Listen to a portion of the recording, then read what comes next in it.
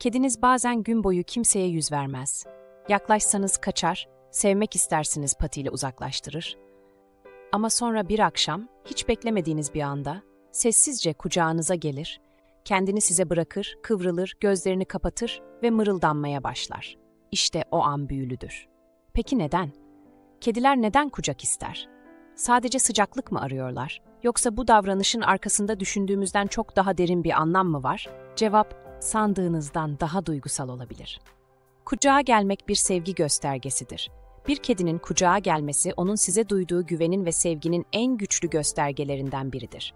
Kediler doğaları gereği temkinlidir. Kendilerini savunmasız hissedecekleri hiçbir pozisyona kolay kolay girmezler. Ama kucağa gelmek tam olarak o savunmasızlığı kabul etmektir.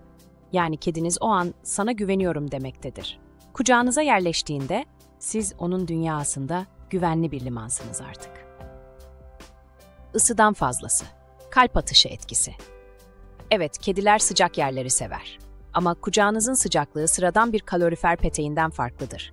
Kucağınızda bir kalp atışı, nefes sesi ve ritmik bir hareket vardır. Kediler bu titreşimi bebekliklerinden hatırlar. Annesinin göğsüne yaslanırken duyduğu kalp sesi, onun için dünyanın en güvenli sesidir.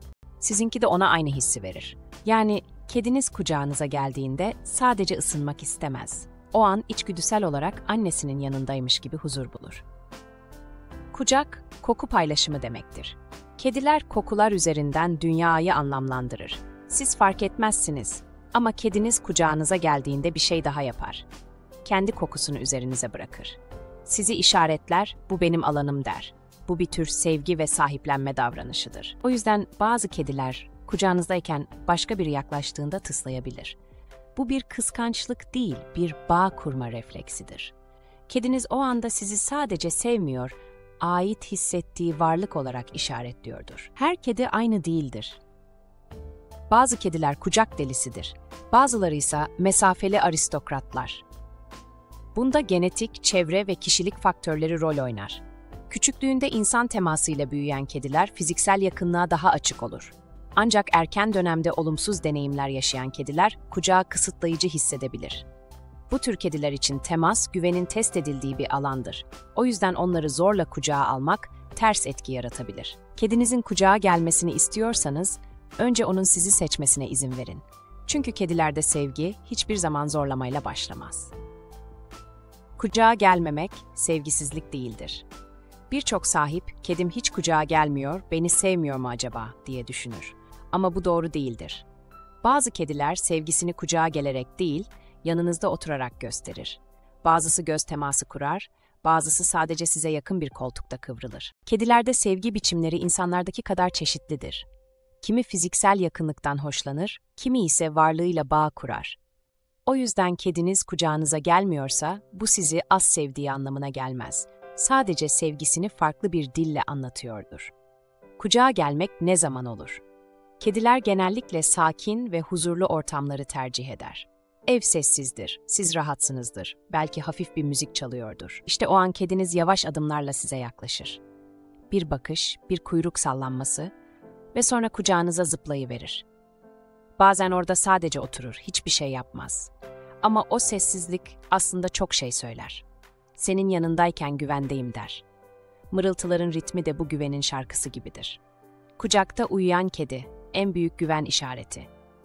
Bir kedi kucağınızda uyuyorsa bu onun size teslim olduğunun kanıtıdır. Kediler doğaları gereği tetikte yaşar. En ufak bir ses, en küçük hareket onları uyanık tutar. Ama eğer bir kedi sizin kucağınızda derin bir uykuya dalmışsa, o artık kendini tamamen size bırakmıştır. Kedinizin uyku halinde bile huzurlu görünmesi, sana inanıyorum demesinin en güzel halidir. O yüzden o anı bozmayın. Sadece o sessiz mutluluğu hissedin. Kediler ve kucak arasındaki evrimsel bağ. Doğada kediler, özellikle yavrular, birbirlerine sokularak ısınır ve korunur. Anne kedi yavrularını sıkıca sarar, kalp atışlarını hissettirir. Bu dokunsal bağ, güvenin ve aidiyetin temelidir. Evcil kediler bu davranışı insanlarla sürdürür. Yani kediniz kucağınıza geldiğinde aslında sizi ailesinin bir parçası olarak görüyordur. Kısacası kucağa gelmek bir içgüdünün evcilleşmiş halidir. Binlerce yıl önce vahşi doğada başlayan yakınlık arayışı, bugün sizin kucağınızda huzura dönüşmüştür. Kucakta olmanın terapi etkisi. Kediniz kucağınıza oturduğunda sadece o huzur bulmaz. Siz de bulursunuz. Bilim insanlarına göre kedi mırıltısı insan kalp ritmini yavaşlatır. Stres hormonlarını düşürür, kan basıncını dengeler. Yani kediniz kucağınıza geldiğinde hem o sakinleşir hem siz. Bu bir tür karşılıklı terapi gibidir. Bir kucakta iki canlı birbirini iyileştirir. O yüzden bir dahaki sefere kediniz kucağınıza geldiğinde o anı kaçırmayın. Telefonu bırakın, derin bir nefes alın ve o huzuru hissedin. Kediler kucağı neden bazen reddeder? Bazen de tam tersine olur. Kucağınıza almak istersiniz ama o hemen kaçar. Bunun birçok nedeni olabilir. Kediniz o an oyun modundadır, hareketlidir, keşfetmek ister veya çevrede bir şey onu rahatsız ediyordur. Bazı kedilerse kontrolü kaybetmekten hoşlanmaz. Kucakta olmayı hapsedilmek gibi algılar. Bu yüzden kedinizin sınırlarına saygı duymak çok önemlidir. Kucak her zaman onun seçimi olmalıdır. Kucak davranışıyla iletişim kurmak. Bir kedinin kucağa gelişi sadece fiziksel bir yakınlık değildir. O an kediniz size mesaj gönderiyordur. Kediler sözle değil, davranışla konuşur. Kucağa gelmek, senin yanında huzurluyum demektir. Ama bazen de biraz ilgi istiyorum anlamına gelebilir. Kedinizin vücut diline dikkat edin. Kuyruğu gevşekse, kulakları öndeyse ve mırlıyorsa, o an mutludur. Ama gerginse, kuyruğu titriyorsa ya da bakışları sertleşiyorsa, o zaman yeterlidir. Kediler kendi sınırlarını daima belli eder.